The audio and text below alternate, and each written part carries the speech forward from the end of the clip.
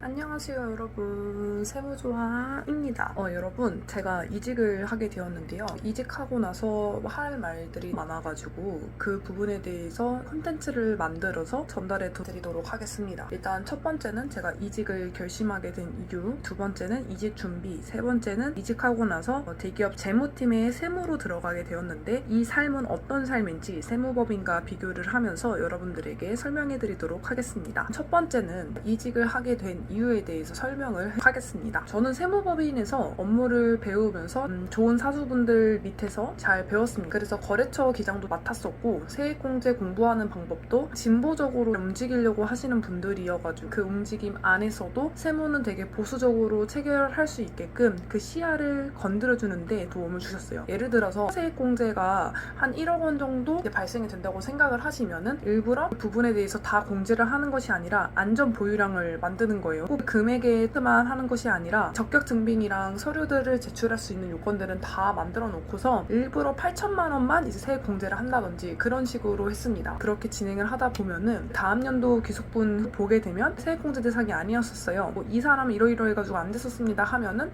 저희 사수님께서는 알고 진행을 했었고 혹시 몰라서 보유분은 빼놨었다. 그래서 그 부분에 대해서는 추징세액이 나오지 않을 거니 걱정하지 말라고 말씀을 하셨었어요. 근데 이런 것들에 대한 노하우 또는 이제 경험에서 오는 센스들은 일을 하면서 배웠기 때문에 재무팀에 들어가서 다양하게 세액 공제를 받을 수 있고 또는 어떻게 절세를 할까에 대해서는 고민들을 하고는 있지만 그 안에서도 우리 회사에게는 보수적으로 처리를 하면서 만약에 문제가 생겼을 때 책임을 가질 수 있을 만한 정도에서 안전성을 확보하는 그런 시선들을 가지고 왔던 것 같습니다. 배우면서 느꼈던 점은 숫자가 작다라는 생각을 많이 들었어요. 제가 공부를 계속 하다 보고 제일 하기 싫었던 게 통장 맞추기가 너무 하기가 싫더라고요. 이런 단순한 업무는 이제 AI가 발달하면서 기계가 대체가 될 수가 있는 건데 과연 나한테 도움이 될까라는 고민을 했었을 때 저는 솔직히 말해서 도움이 안 될 것 같다라는 생각이 들었어요. 웬만하면 기장이라고 하는 거죠. 세계 기장을 결국엔 통장 전표로 이처럼 뿌려줘서 진행을 하는 건데 결국 매출 매입에서 세무 조정을 하는 것만 배우고 싶은데 이제 두 가지 루트가 있죠. 내가 배우고 있는 회사에서 더 큰 규모의 업체를 주세요라고 할 수도 있는 거고, 두 번째는 이직을 해서 재무팀에 속해 있어가지고 세무를 진행을 한다든지 그런 식의 조합이 되는 거겠죠. 근데 제가 생각하기에는 회사에 대한 깊이를 더 알고 싶다라는 생각이 강해 있던 사람이라 이제는 일반 기업으로 가겠다는 목표가 생기기 시작을 합니다. 세무법인 같은 경우에는 제조업, 건설업만 건드렸으면 그 부분만 해서 보는 편이잖아요. 근데 대기업 같은 경우는 재무팀 안에서 세무로 들어갔는데 깊이가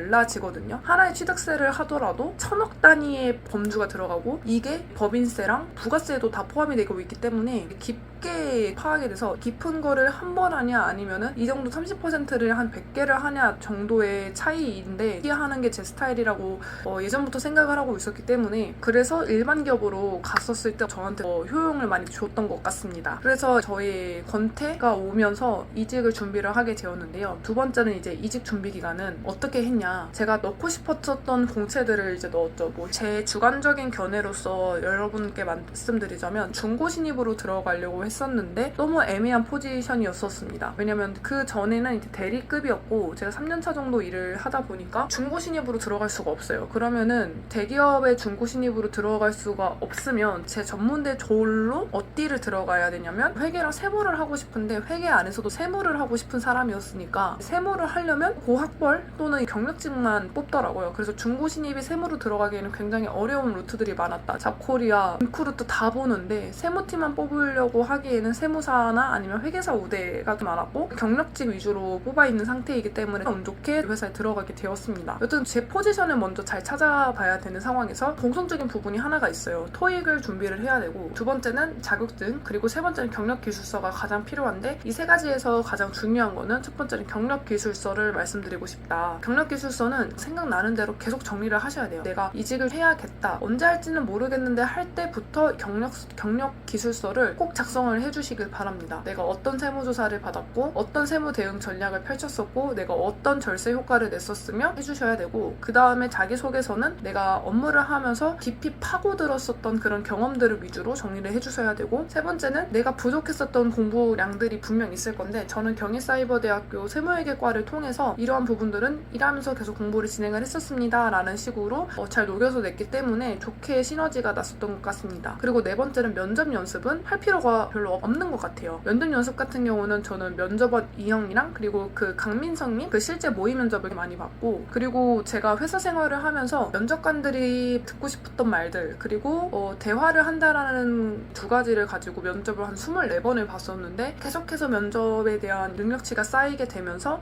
재무팀에 합격이 된 것 같습니다. 면접을 준비를 하면서 경력직 같은 경우는 솔직히 토익은 약간 의미가 없을 거라고 생각이 들었고, 특히 재무팀 같은 경우는 토익에 진짜 기본적인 750에서 800점만 받고 그 이후에 재경관리사를 못 땄다 아니면은 대기업 같은 경우는 IFRS가 도입이 됐잖아요. 그래서 IFRS 관리사를 따고 싶다라는 등 그런 것들을 같이 면접과 준비를 병행하시면서 하셔야 됩니다. 내가 자격증만 따고 이직을 해야지가 아니라 동시에 계속 진행을 하셔야 돼요. 왜냐면 경력 공채 같은 경우는 수시로 보는 법들이 굉장히 많고요. 그리고 당장 투입이 되어야 할 인력이 되어야 되기 때문에 업무는 업무대로 계속 이루어나가고 공부는 공부대로 이루어나가고 이러한 나의 모습을 표출해낼 수 있도록 면접으로 말씀을 드려야 된다. 동시다발 진행을 열심히 해주셔야 합니다. 서류로 한 120개 정도 내고 면접은 한 24번 정도 봐서 다행히도 면접을 보게 되었습니다. 레퍼런스 체크 같은 경우는 따로 하지는 않았고요. 그러니까 3, 4년 차의 레퍼런스 체크를 저는 크게 보지 않는다고 생각을 하고 경력기술서 위주로 볼 것 같고, 제가 보기엔 그 과장 이상부터 있죠. 대리에서 과장 넘어가려고 하는 5, 6년 차의 연차 플러스 과장 정도가 되면은 레퍼런스 체크가 중요할 것 같아서 항상 일을 열심히 하고 꼼꼼하게 하는 그런 성격들을 가져야 하는 거는 기본인 것 같습니다. 그러면은 제가 어떤 식으로 준비를 여러분들에게 말씀을 드렸는데, 면접 같은 경우에 대해서 여러분들에게 알려드리도록 하겠습니다. 면접은 면접 질문에 대해서 복귀했었던 것들을 나중에 알려드릴 건데, 면접을 했었을 때 가장 중요했었던 거는 자기소개서는 기본이라서 내가 어떤 사람인지 간단하게만 잘 설명해 주시면 되고, 면접관 이왕에서 말씀을 많이 하셨던 수치화 전략을 했었어요. 그래서 안녕하십니까, 어느 기업 어느 팀에 지원하게 된 세무조아입니다. 저는 거래처 몇 개를 통하여서 절세 얼마 정도를 하였었고, 두 번째는 세무조사를 몇 번을 경험했었던 적이 있습니다. 이러한 경험들을 통해 세무 자료들을 정리하는 습관을 항상 가져왔으며 업체의 조율도 해왔으며 이런 진행을 해왔었던 경험이 있습니다. 저를 기사에 뽑아주시게 된다면 이러한 노력을 하면서 성과로 잘 비춰내는 그런 사원이 되도록 하겠습니다 라고 했고, 이런 건 기본이고, 이제 경력 기술서를 바탕으로 경력을 가지고 여러분들에게 말을 해야 되는데, 여러분들이 말을 했었을 때 자신감을 가질 수 있는 것들을 자기소개서에 넣었다 보면은 당연히 내 쪽으로 기가 흐를 수밖에 없거든요. 왜냐면 진짜 직접 했고 내가 거기서 효용을 느꼈고 내가 거기서 자신감을 느꼈었던 그런 경험들에 대해서 면접하면서 이야기를 나누기 때문에, 그런 부분들에 대해서 제가 이제 이야기를 하다 보면 면접관들도 제가 굉장히 밝고 위기에서 기회를 만드는구나 라는 거를 보여드릴 수가 있단 말이에요. 시뮬레이션을 돌리고 가야 된다. 그리고 면접할 때 가장 중요한 게 내가 하고 싶은 말을 하는 게 아니고 상대방이 듣고 싶은 말들을 고민을 해보셔야 하는 편입니다. 제가 스타트업 면접 보고 중견, 중소, 대기업을 이제 봤었는데 대기업을 결국엔 붙었거든요. 근데 제가 느꼈었던 점이 뭐였냐면, 중소 같은 경우는 멀티플레이어를 원하고 중견 같은 경우도 멀티를 조금 원하신다? 중소보단 중견이 규모가 크다 보면은 업무가 어떤 식으로 배치가 될지 달라진단 말이에요. 연장 업무가 다른 그 부분들에 대해서 내가 멀티로 어떤 식으로 융화할 수 있냐 가 들어가는 것 같고, 대기업 같은 경우는 완전 분별이 돼. 회계도 같이 공부를 해야 되고, 욕심나는 건 좀 공시, 회계, 감사, 세무를 같이 하고 싶은 좀 마음이 있기 때문에, 그래서 면접분을 볼 때 내가 하고 싶은 말보다는 면접관이 듣고 싶었던 말들이 뭐가 있을지를 생각을 하시고 들어가시면 좋습니다. 마지막 진짜 꿀팁은, 제가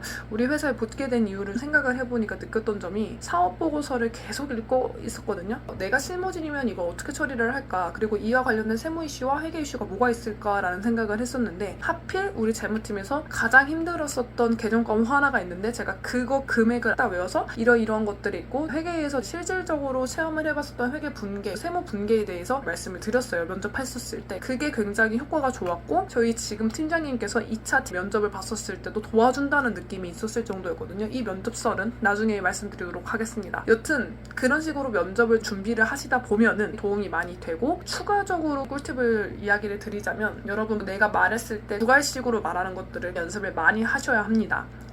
만약에 발음이 안 좋다라고 하시는 분들은 입을 크게 말씀을 하셔서 천천히 전달한다는 전달력을 키우셔야 되고, 두 번째는 내 생각이 정리가 안 됐으면 말을 바로 시작하시지 마시고 그 사람이 원하고 듣고 싶은 말이 무엇인가를 한번 1초 정도 생각을 해보고, 여기서 가장 중요하게 먼저 던져야 되는 게 뭐냐라는 거를 생각을 하신 다음에 천천히 말을 해서 내 답변을 하는 게 긍정적인 효과를 가지고 올 수가 있습니다. 괜히 정리 안 된 상태에서 먼 산으로 가게 되면은 얘는 일 처리를 해도 이렇게 되겠구나 라고 싶을 거고, 특히 경력직 같은 경우에는 내가 아 했었을 때 얘가 아로 받아들여야 되는데 얘가 아 했었을 때 아 이렇게 하시면은 얘 일머리가 좀 없는데 라고 생각을 할 수가 있거든요. 그래서 직속 상관이라면 어떤 후배를 가지고 싶고, 그리고 어떤 사람이 내가 팀원이 되는 거를 원할까라는 생각을 또 가지고 가장 중요한 걸 두 가지씩으로 하시면은 면접 볼 때 좋은 효과를 볼 수 있습니다. 지금 저 채용을 담당했었던 인사팀 분과도 잘 지내고 있고 항상 인사 밝게 드리고 있고,